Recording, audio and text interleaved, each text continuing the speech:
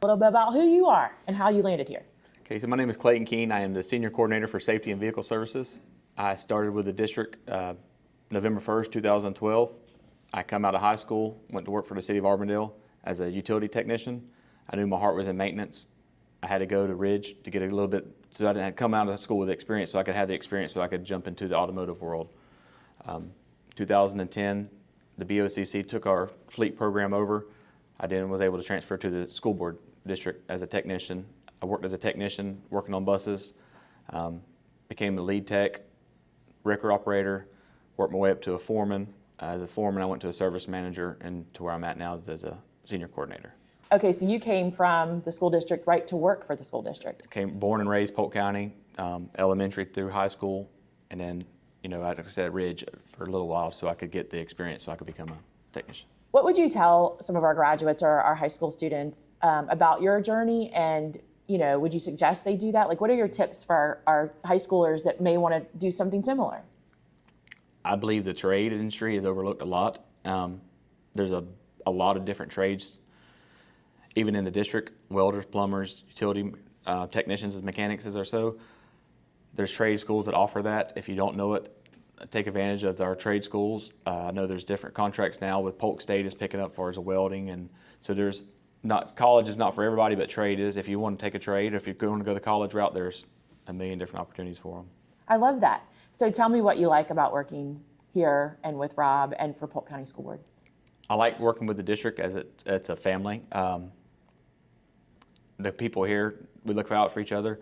I took the job, I had young kids, and our number one priority or concern is safety of students, no matter everything we do. So I'm thinking my kids riding the bus, I want to make sure that if my kid's on the bus, it's something that I can say, yes, it's safe, no problems. They're going to be taken care of. You're going to tell me about our maintenance fleet. So our support fleet, as Mr. Davis said, a lot of our vehicles have been outdated. Parts are scarce to get. It takes a while to get, and they're not reliable as they used to be. We was able to work the deal from the commissioner so we can lease the vehicles through Enterprise, rotate the vehicles every 5 years. Tradesmen, our tradesmen, we met with every one of the managers and their departments and said, okay, plumber, electrician, welder, every trade that they have, AC, HVAC, we come up with a package of a vehicle, whether it be a van or a service truck that works for that trade. So the tradesmen know, a plumber will be able to work on a plumber truck, electrician work on an electrician truck. So we was able to outfit those so they could do their job daily more efficient and haul their tools and haul all the equipment they need. So we're going to talk about the ability to put more safe vehicles on the road. Yeah, so we was able to purchase the vehicles through Enterprise, through a lease. As you know, 20 years ago, some of our vehicles are 20, 25 years. Safety's come a long way. Airbags, GPS tracking system, so we can see where the vehicle's at. We can, make sure it is safe and efficient, even as far as fuel efficient too. The older vehicles, get 8 to 10 miles a gallon, where newer ones get a lot better fuel efficient wise. We was able to rotate the fleet to have the safety so they're not going to be as many breakdowns, so the tradesmen can do their job and not to worry about being broke down and in the shop for a while. Can you tell me how, this is a question that comes up with students, elementary students, where do the buses get gas? Like where are we getting fuel for all of these buses and our maintenance fleet? So we have 7 fuel sites. We have one at every one of our transportation offices that are main offices for vehicle services. We have a fuel site there for the buses. All of our support fleet can fuel up.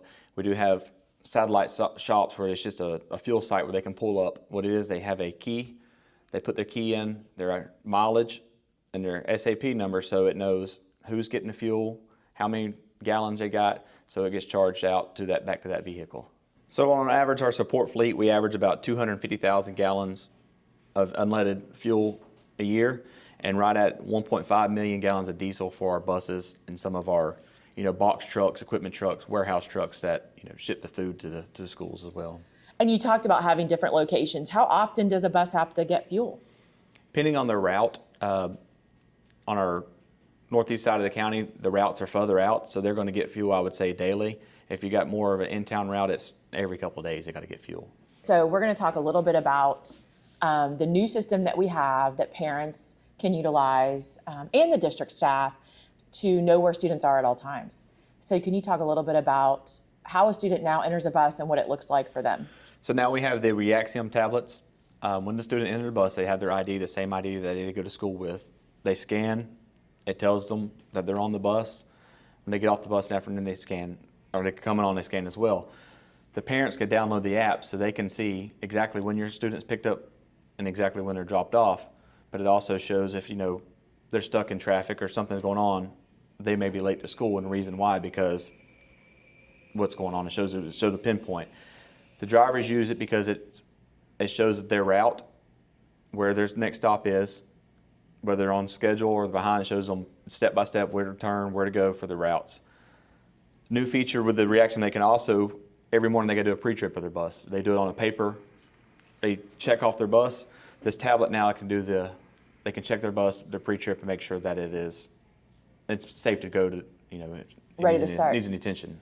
So it could tell them almost like you would have on like on a flight, what may need attention from on the bus, all digitally. All digitally. So as a parent, sending your young child to school in kindergarten, this is another safety feature. And even for that bus driver, when a student gets on the bus, if they get on the wrong bus, what happens? So if they get on the wrong bus, it'll tell the driver that that their kid's on the wrong bus, that there's not supposed to be on that bus. So hopefully the driver will notice, okay, little Johnny's not supposed to be on my bus, he's supposed to be on the next bus. They can stop it before they leave the school and make sure they're on the right bus so they get to the right location and they're not lost in the middle of the county somewhere. And that's good, especially for little people who are learning their way with Yes. having to scan their badge or their ID. What if they try to get off with their friend? They don't know, they're just getting up from their seat. They have to scan on the way out. Can you talk about that? So it is a safety coming in. The bus driver knows what kids are on their bus, make sure they have the right kids. When they get off, they do get off at the right stop. The parents have a peace of mind that they download the app because they can see my kid's on this right bus, my kid's on their way home, and exactly when they got off the bus, so they know where they're at all times. So the board, all 3 service centers, all summer they come in, all the buses come in, so we go through them bumper to bumper. This is the inspections. As they inspect the bus over the summer, they mark it off so they know which one is complete, ready for school year start. So the buses have to come to all 3. The buses come to all 3. So we house all of our buses over summer on the compounds. Throughout the year, they're housed throughout the residents know that over summer they're on the compound, so we can go through them bumper to Do bumper. different service centers do different things with them is why they have to visit all 3? No, ma'am. So the buses that are scheduled for this shop that get inspected here, they come here. Each service center is identical. As far as we do the inspections on the buses, they're split up, 639 buses split up between the 3 service centers. So whichever service center the driver goes to throughout the year for repairs is where they're housed at. That's where they house. Over the summer. Okay, James, thanks for joining us. Y'all can, Trevor, we're just gonna talk about what you guys do. So just tell me about your day, what you do with our buses. I'm actually in heavy repair. Me and another one of the techs out here, we handle whatever these inspectors find as they do their inspections. If they find something outside of a brake job, something that's maybe more difficult with troubleshooting diagnostics, if it requires a repair outside of brakes and general maintenance, me and the other tech that do the heavy repair, we'll get it down there.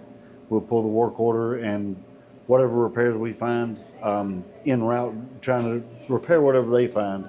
We try our best to find anything else that may need repair, may need some attention.